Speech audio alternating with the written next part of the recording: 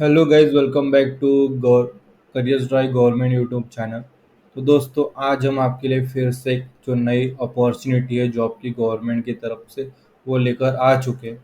ठीक है, तो आज की जो जॉब है वो Indian army, respect Indian Army, TGC. ठीक है, technical graduate course 140 recruitment 2024 for 30 officer post. ठीक है, जो मेन ऑफिसर पोस्ट रहते हैं उसके लिए जो इंडियन आर्मी ने रिक्रूटमेंट है वो निकाली हुई है।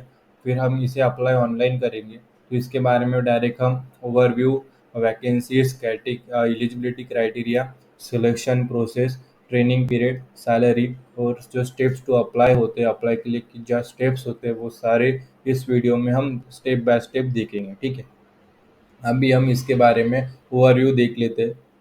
ठीक है, तो देखो, Indian Army TGC, Indian Army technical graduate course 140 recruitment 2024 over. Organisation name Indian Army. देखो, सबसे पहले ये 140 का टीजीसी 140 है होता है, वो कोई स्कीम होती है, नेम ऑफ स्कीम है, ये कोई वैकेंसीज नहीं है। ठीक है, 140 वैकेंसीज नहीं है। अ, फिर देखो, organisation name Indian Army, name of scheme TGC 140, post name officer, vacancies 30 vacancies के लिए जो रिक्रूटमेंट है वो निकल चुकी है। अप्लीकेशन स्टार्टिंग डेट 10 अप्रैल 2024, और जो एंड डेट है एप्लीकेशन की आखिरी दिन है वो 9 मई 2024 रहेगा। Training location Indian military academy, IMA Dehradun. ठीक है, मोड ऑफ अप्लीकेशन ऑनलाइन। जो ट्रेनिंग लोकेशन है वो इंडियन मिलिट्री एकेडमी रहता है, देहरादून IMA। ठीक है, मोड ऑफ अप्लीकेशन ऑनलाइन। इसकी लिंक आपको इस वीडियो के डिस्क्रिप्शन में प्रोवाइड कर दी गई है। जैसे आप उस पर क्लिक करोगे आपके सामने ये पेज ओपन हो जाएगा। ठीक है, फिर यहाँ पे हम वैकेंसीज के बारे में देख लेते हैं। अभी stream name civil, vacancies, number of vacancies 7 civil के लिए। कंप्यूटर साइंस के लिए 7, इलेक्ट्रिकल के लिए 3, इलेक्ट्रॉनिक्स के लिए 4, मैकेनिकल के लिए 7, और मिक्स इंजीनियर स्ट्रीम जो है मिसलेनियस उसके लिए 2। टोटल मिला के जो 30 वैकेंसीज है वो अवेलेबल है। अभी एलिजिबिलिटी क्राइटेरिया के बारे में हम देख लेते हैं। तो Indian Army TGC 140 recruitment 2024 eligibility criteria, education qualification. ठीक है, तो कैंडिडेट यानी जो इंजीनियरिंग डिग्री जिसकी कंप्लीट हो चुकी है। ठीक है, और इन जो फाइनल ईयर में है। ठीक है, डिग्री के लिए अगर आप इंजीनियरिंग आपकी कंप्लीट हो चुकी है, या आप अभी आखिरी साल में यानी आप फाइनल ईयर में हो इंजीनियरिंग डिग्री के अपने, तब आप इसके लिए एलिजिबल हो और आप इसके लिए अप्लाई कर सकते हैं। अभी नेक्स्ट जो पॉइंट है वो, final year candidate must be able to provide proof of passing the engineer degree examination along with the mark sheets of all semesters year by 2025। ठीक है, तो जो उधर ठीक है, तो आपकी जो सारी पिछले जो सेम्स है उसको सारी चीज़ें आप जो मार्कशीट है वो आपको यहाँ पे, आप अगर इंजीनियरिंग कर रहे हो, ठीक है, परसुइंग हो, आखिरी साल है आपका इंजीनियरिंग का, पर इंजीनियरिंग कंप्लीट नहीं हुई है, तो आपको प्रूफ के तौर पर जो पिछले सारे जो है 6 और 7 सेम 8 सेमेस्टर की इंजीनियरिंग डिग्री रहती है। अगर आप 8 सेम में हो या 7 सेम में हो, तो उसके अगर आप 7 सेम में हो तो पिछले 6 सेमेस्टर्स के जो पासिंग मार्कशीट है वो प्रोवाइड करानी पड़ेगी प्रूफ के तौर पर। अगर आप 8 सेम में हो तो पिछले 7 सेमेस्टर तक 7 सेमेस्टर्स की जो है मार्कशीट्स आपको प्रूफ के तौर पर वापस सबमिट करनी पड़ेगी। ठीक है, अभी और final year candidate must produce the engineer degree certificate with in 12 weeks. ठीक है, और जो इंजीनियरिंग सर्टिफिकेट रहेगा वो 12 वीक्स तक आपके पास उनकी जो है वो, आप अगर आप पास हो जाते हो तो प्रोविजनल डिग्री तो आपको मिल ही जाती है। ठीक है, जैसे ही पास हो जाते हो तो आप वहाँ पे भी वो दे सकते हो, IMF में, इंडियन मिलिट्री एकेडमी में। और candidate failing to produce the required degree certificate will be inducted on an additional bond basis for recovery of training cost and stipend paid। अगर देखो, आपकी ट्रेनिंग तो चालू हो जाएगी अगर आप डिग्री परसुइंग में, इंजीनियरिंग डिग्री कंप्लीट हो चुकी है, आपने डिग्री प्रोवाइड कर दी अप्लाई, तो कोई बात नहीं। लेकिन अगर आप परसुइंग में हो और आपने बता दिया कि भाई हाँ मैं कंप्लीट हो रहा हूँ, लेकिन आप असफल हो जाते हो, कोई जो डॉक्यूमेंट्स है, डिग्री है, सर्टिफिकेट जो है वो प्रोवाइड करने के लिए, तो क्या करेगा, वो एक बॉन्ड लिख के लेगा आपकी तरफ से, एडिशनल बॉन्ड बेसिस जो भी आपके ऊपर ट्रेनिंग का जो खर्चा है, वो स्टाइपेंड आपको मिलेगा। ट्रेनिंग में स्टाइपेंड होगा, फ्री ट्रेनिंग नहीं होगी, आपको स्टाइपेंड भी मिलेगा एक। और जो खर्चा हुआ है आपके ऊपर, जो स्टाइपेंड आपको मिला है, सारी चीज़ें आपको रिकवर यानी वहाँ पे वापस करना पड़ेगा, ठीक है। वो बॉन्ड ही लिख के ले गए। अगर आप वहाँ पे असफल हो जाते हो, आपकी जो डॉक्यूमेंट्स है वो वहाँ पे वेरीफाई करने के लिए, ठीक है, या झूठे दावे करने के लिए, ठीक है, they will be required to reimburse the training cost and stipend if they fail to produce the request degree certificate, ठीक है। तो समझ गए, डिग्री सर्टिफिकेट आपको जो 12 हफ्ते है, 3 महीने में आपको वहाँ पे प्रोवाइड करानी ही पड़ेगी, ठीक है। फिर अभी एज लिमिट देख लीजिए। आपकी जो एज लिमिट है वो 1 जनवरी 2025 तक 20 साल के हो जाने को ना, ठीक है। अगर आप 1 जनवरी को भी 20 साल के हो जाते हो तब भी आप इसके लिए एलिजिबल हो। या आप 2 जनवरी को भी 28 साल यानी 20 to 27 ईयर होनी चाहिए, मिनिमम एज आपकी 20 ईयर होनी चाहिए और मैक्सिमम एज 27 ईयर की होनी चाहिए, ठीक है। अगर आप 2 जनवरी 2025 को अगर आप 28 साल के भी हो जाते हो तब भी आप इसके लिए एलिजिबल ही माने जाओगे, क्योंकि 1 जनवरी तक आप 27 साल के ही थे, ठीक है। फिर यहाँ पे देखो, candidate born between 2 January 1992 and 1 जनवरी 2005, ये इसके लिए अप्लाई कर सकते हैं, ठीक है। यहाँ पे जो तारीख है, इसके बीच में ही आपकी जो डेट ऑफ बर्थ है वो होनी चाहिए, ठीक है। अभी नेशनलिटी के बारे में बता देते हैं। The candidate must be a Indian citizen, a subject of Nepal, a person of Indian origin who has migrated from specific country to permanent settle in India, ठीक है। इंडियन ओरिजिन से होना चाहिए आप, ठीक है, बिल्कुल। फिर जो बिलोंगिंग कैटेगरी की होती है, एलिजिबिलिटी इशूड बाय यानी जो सर्टिफिकेट है आपकी, वो एलिजिबिलिटी इशूड बाय गवर्नमेंट की तरफ से होना चाहिए, government of India. Expect for Gorkha subject of Nepali पर certificate is of eligibility is required, candidate must attach it along with the application, ठीक है। अभी सिलेक्शन प्रोसेस क्या है मैं आपको बता देता हूँ। The selection process for TGC 114 की short listing based on cut off marks रहेगी, जो आपकी जो टेस्ट होगी, एग्जाम होगा, उसके कट ऑफ बेसिस पर होगा। Centre allotted and SSB date selection. फिर SSB जो है वो इंटरव्यू आपका होगा, अगर कट ऑफ की बेसिस पे आपका शॉर्ट लिस्ट हो जाते हैं, शॉर्ट लिस्ट जो कैंडिडेट्स हैं वो उनकी जो इंटरव्यू होगा। फिर 2 स्टेजेस जो सिलेक्शन प्रोसीजर रहेगा। फिर आपको जॉइनिंग लेटर इशूड किया जाएगा on merit and medical fitness, ठीक है। इंटरव्यू होने के बाद मेडिकल फिटनेस भी होगा, फिर मेडिकल फिटनेस और मेरिट के ऊपर आपको जो है जॉइनिंग लेटर इशू किया जाएगा। अभी ट्रेनिंग पीरियड जो है मैं वो बता देता हूँ।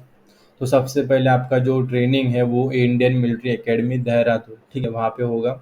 Vacancy availability of vacancies while meeting all eligibility criteria, ठीक है, आपका सिलेक्शन होने के बाद। फिर जो ड्यूरेशन ऑफ ट्रेनिंग है वो 12 महीने यानी 1 साल का जो ड्यूरेशन है वो रहेगा ट्रेनिंग का। फिर जो आपकी जो ड्यूरिंग ट्रेनिंग है, candidate are prohibited from marrying or living with parent, ठीक है। आपको जो प्रोहिबिटेड है मैरिंग वगैरह शादी विधि, वहाँ पे रहना, आपकी जो एकेडमी है इंडियन मिलिट्री एकेडमी वहीं पे ही रहना, ठीक है। यानी अगर आप मैरिंग यानी शादी वगैरह है तो आपको डिस्चार्ज किया जाएगा, आपको आगे नहीं लेके जाएगा, ठीक है। Candidate marry after application submission will be disqualified, ठीक है। एप्लीकेशन के बाद आपकी मैरिज नहीं होनी चाहिए, ठीक है। ट्रेनिंग होने के बाद आप कभी भी कर सकते हो, लेकिन ट्रेनिंग में बाधा नहीं आनी चाहिए। 12 महीने आपको वहीं पे ही बिताने हैं, ठीक है। पोस्ट भी बड़ी है भाई। इंडियन आर्मी मजाक थोड़ी ना, एक रिस्पेक्टेड जॉब होती है, आपको एक समाज में एक रिस्पेक्ट मिलती है। और इंडियन आर्मी भी एक ऑफिसर्स के तौर पर आपको अगर वहाँ पे ज्वाइनिंग मिल रही है तो वहाँ पे नियम भी वैसे ही होंगे, ठीक है। तो डिसिप्लिन के साथ ही ये जो है, सबसे पहले अप्लाई करने के पहले आपके आपके मन में डिसिप्लिन होना चाहिए, ठीक है। आपके ऊपर आपके आपको खुद के ऊपर डिसिप्लिन बहुत होनी चाहिए, ठीक है। आप मिलिट्री में जा रहे एक रिस्पेक्टेड जो है, आप जो काम है, एक जॉब है वो करने जा रहे हो, एक जॉब नहीं, एक सेवा है देश की, ठीक है। फिर जो the entire cost of training covered by the government, और आपके ऊपर जो भी खर्चा आएगा वो गवर्नमेंट की तरफ से किया जाएगा।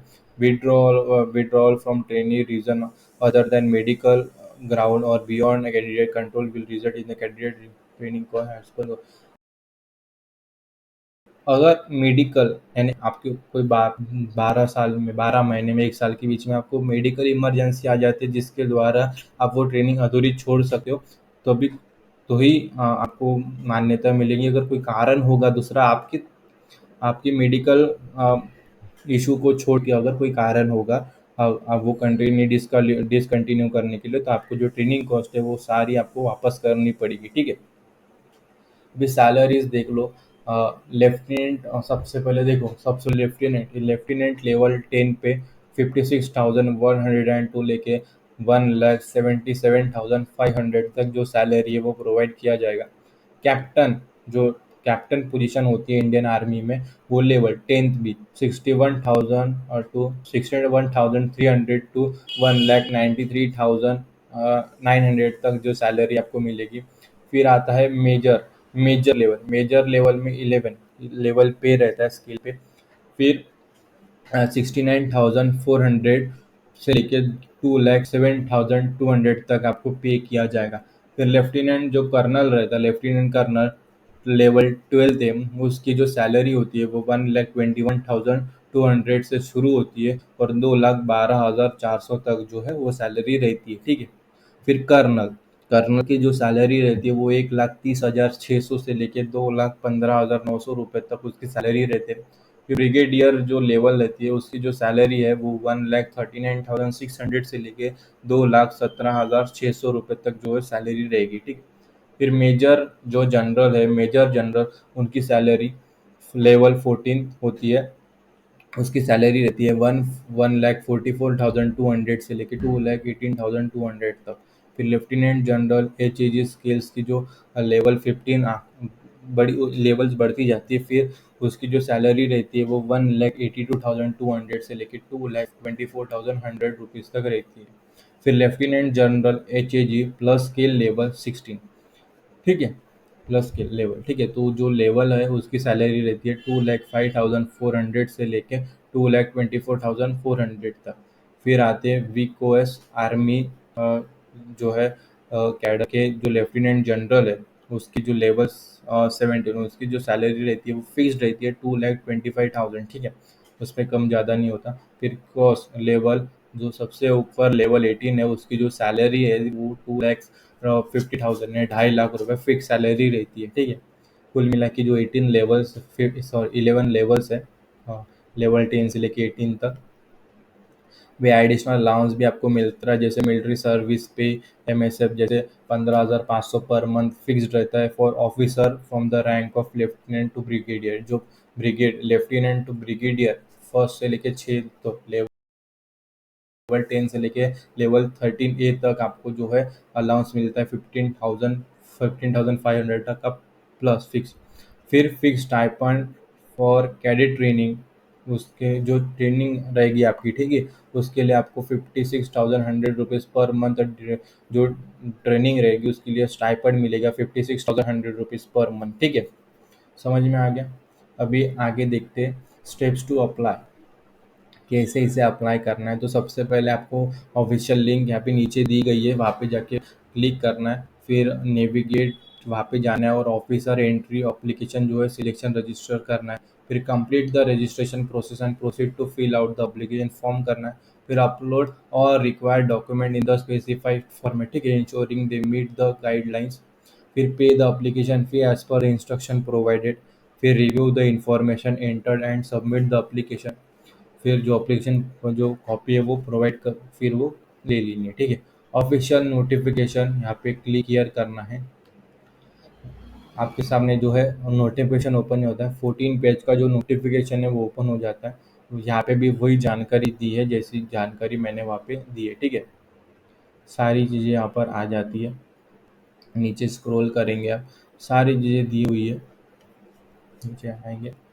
फिर यहाँ पे प्रमोशन क्राइटेरिया ऑन कमीशन पर 2 ईयर फॉर कंप्लीशन 26।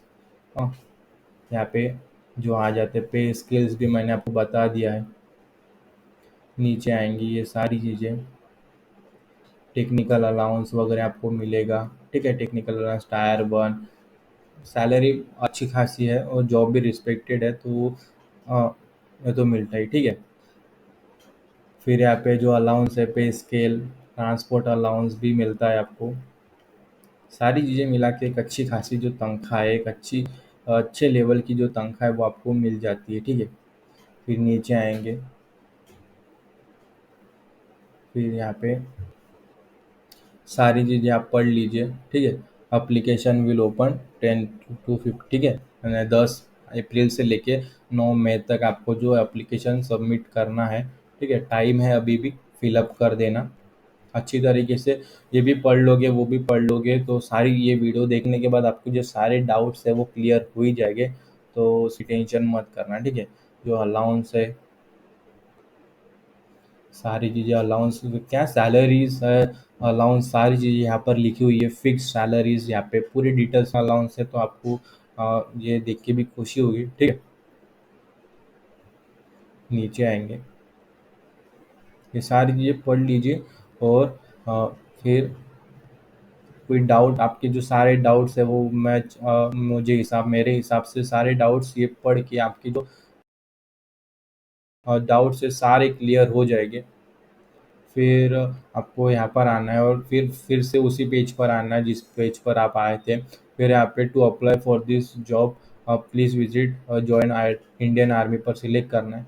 फिर यहाँ पे कैप्चा फिलअप करना है, ग्रीन कलर का जो कैप्चा है, हाँ, फिलअप करना है, ठीक है। यहाँ पे मैं कैप्चा और वेंटर वेबसाइट पर जाके नीचे आएंगे, यहाँ पे देख लीजिए ऑफिशियल एंट्री टेक्निकल, यहाँ पे देखिए आ जाते हैं। टेक्निकल ग्रेजुएट कोर्स पे यहाँ पे क्लिक करेंगे तो वही नोटिफिकेशन आ जाता है, ठीक है। फिर यहाँ से आप ज्वाइन कर सकते हो और अप्लाई कर सकते हो, ठीक है।